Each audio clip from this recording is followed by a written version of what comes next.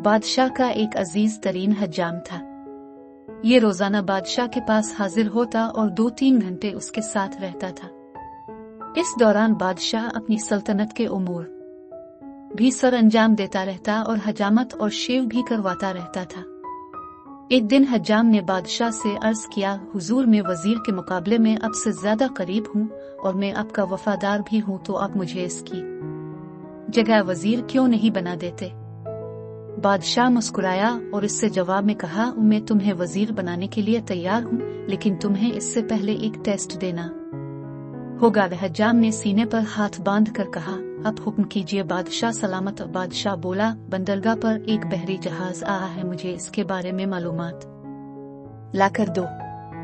मांग हुक्म की तामील करते हुए दौड़कर बंदरगाह पर गया और वापस आकर बोला, जी बादशाह सलामत, जहाज वहाँ खड़ा है। बादशाह ने पूछा, पे जहाज कब आया? तजुम दोबारा समंदर की तरफ भागा, वापस आया और बताया, 2 दिन पहले आया। बादशाह ने कहा, ये बताओ ये जहाज कहाँ से आया? हज्जाम तीसरी बार समंदर की तरफ भागा, वापस आया तो बादशाह ने पूछा, जहाज पर क्या लदा है?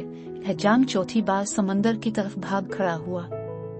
अलकिस्सा मुख्तसर, हज्जाम शाम तक समंदर और महल के चक्कर लगा लगा कर इसके बाद बादशाह ने वजीर को बुलवाया और इससे पूछा, क्या समंदर पर कोई जहाज खड़ा है?